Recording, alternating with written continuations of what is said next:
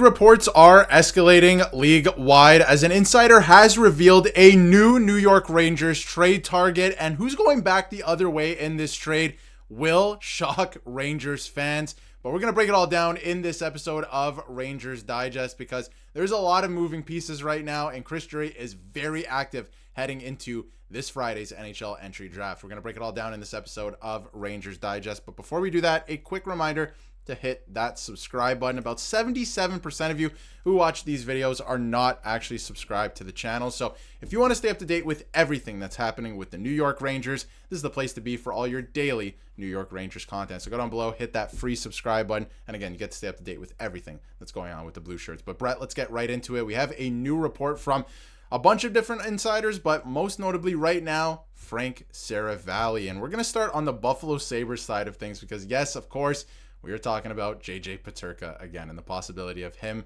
becoming a New York Ranger. And I thought this was very interesting. This is a brand new report that the Sabres are in the market and actively looking for right shot defensemen. And I think that's very interesting because there, is a plethora of them to a degree on the New York Rangers. And we'll talk about who could be going the other way. But let's start on JJ Purka. There was a lot of rumors back and forth all week about won't he be traded? Will he be offer sheeted? What's going on? From Jeff Merrick, he said he was just told by someone that they think owner Terry Pegula in Buffalo has actually signed off on the JJ Purka, trade, and that he will actually be traded if they end up wanting to go in that direction. They're going to figure that out over the next day because they got to, make it happen before July 1st, essentially. So what's your take on this? Rangers have a crazy opportunity here to maybe trade one of their right shot defensemen for JJ Purka, and that might be enough in itself, a 1-for-1 to get it done at this point.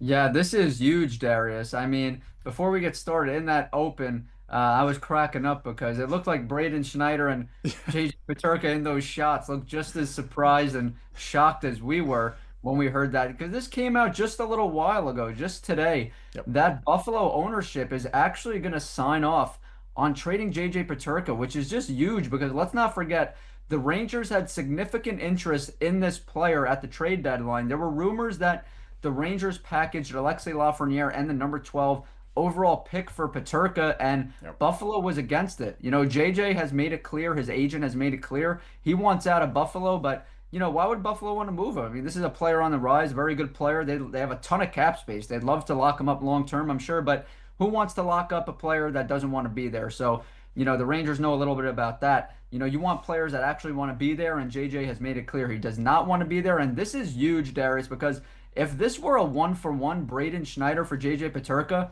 I mean, just think about that. Think about where we were just at the trade deadline. That is a huge upgrade in terms of trade value for the Rangers. You go from Lafreniere and the number 12 overall pick allegedly to just Braden Schneider. And when I say just Braden Schneider, I'm not minimizing the guy's impact. I'm a big Braden Schneider fan. I think I've been on the record saying the Rangers need more Will Cooleys. They need more Braden Schneiders. But when it comes to JJ Purka, Darius, nobody is off the table except for Will Cooley. That is the only person. I mean, obviously JT Miller and Adam Fox, but Right.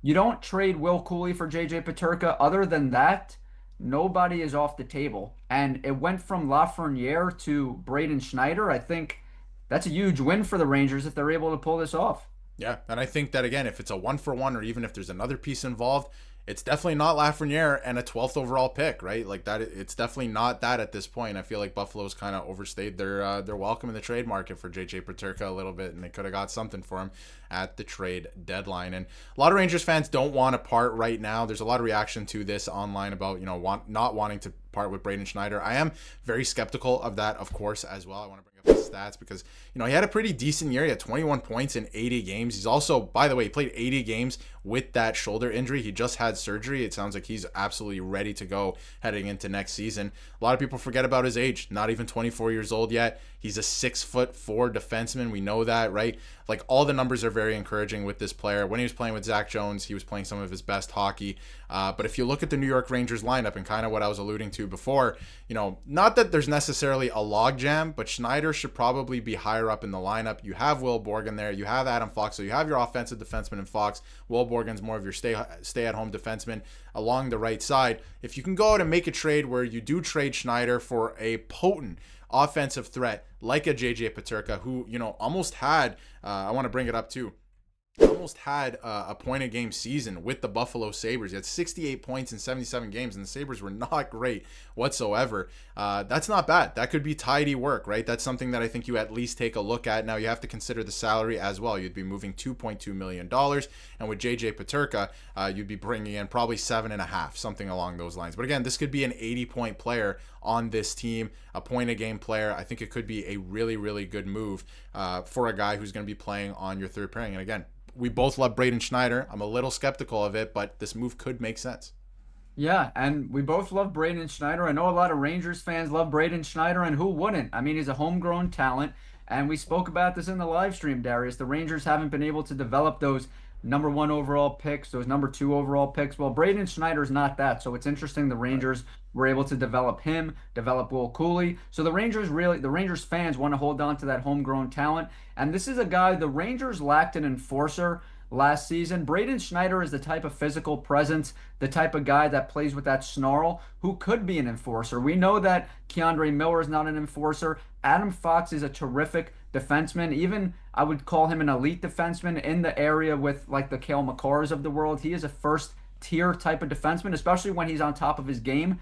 Brings tremendous offensive upside, but Braden Schneider, he has everything that you want in a defenseman to be that type of enforcer. And like you said, not even 24 years of age yet.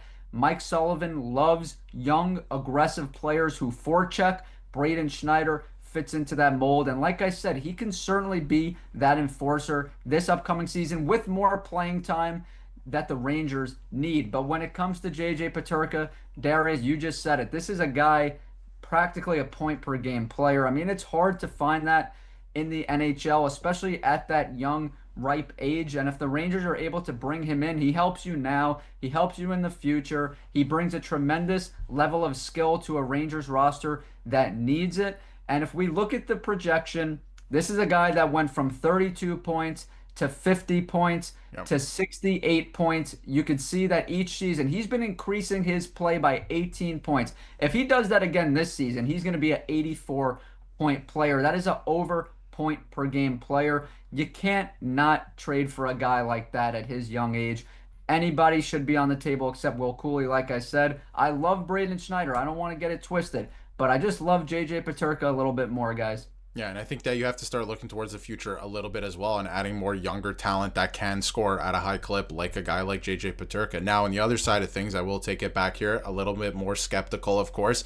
This is a great point from David. Braden Schneider has been playing injured. Of course, the injury he had, you can play through, and it wouldn't necessarily limit you. But at the end of the day, you are injured. So he got that surgery. He's coming into next season fully healthy. He's put on weight. He's 6'4". This is a guy you probably want to hang on to.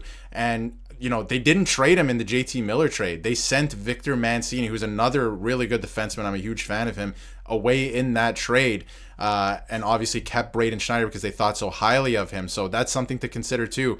But on the other side of things too, you have to look at it, right? JJ Purka is a lot younger, has that offensive upside, right? He's a hot commodity right now. So I wonder if you do a package with Braden Schneider. It's going to be very interesting to see what ends up happening because there's a lot of moving parts right now. The Rangers could end up moving off Braden Schneider. Let us know in the comments how you feel about, possibly moving off of Braden Schneider in a trade for JJ Purka. I know a lot of people want to give up on JJ Purka and don't like that move, but I think it's something the Rangers should at least consider. But again, I am kind of on the fence still. Any final closing remarks, Bret, on this one? Because this is it's an interesting move, that's for sure. And I think a lot of people are on, it's 50-50 right now for sure. Yeah, well, Rangers fans, my final thoughts is that I know the Rangers fans are going to go wild because I see a lot of Rangers fans, Darius, like you saw NYR Louis, a great account on X, bring up that a lot of fans are down on JJ Purka, and I just don't know why. There is this sort of love affair when it comes to Braden Schneider, and you and I both love Braden Schneider as well. And Great this player. is a player who has shown improvement every season since he's been in the NHL in 2020, since he made his debut, that first round pick at 19 overall. He has shown improvement every single season, just not to the level of JJ Purka. I mean, A few points here and there. Schneider has, increased his level of play over the past few years, but I'm talking about monstrous improvements. 18-point leaps from JJ Peterka, a guy that has star written all over him. So the Rangers really need to consider it. And Braden Schneider's a good player. He's a good player. I can see why teams would be interested in him. He's got offensive upside. He's versatile. But let's not act like he's a perfect player. We're hard on Keandre Miller. We have to be fair when it comes to Braden Schneider as well. His giveaway to takeaway ratio is actually worse than Keandre Miller. I have been on the record of saying I'd rather keep Schneider, but we can't act like this is a perfect player. This is a good player who I'd love to keep, but when it comes to JJ Peterka, absolutely not. I would consider it. I would actually do it, especially if it's a 1-for-1. You need to bring that type of skill to Madison Square Garden, no doubt about it, Darius. Yeah, and like I brought up at the beginning of the video, the Sabres, they're in the market for a right shot defenseman. It could be something that makes sense for both teams. And, a lot of people like to make mock trades that, would look great for the New York Rangers, but it makes little sense for the other team, right?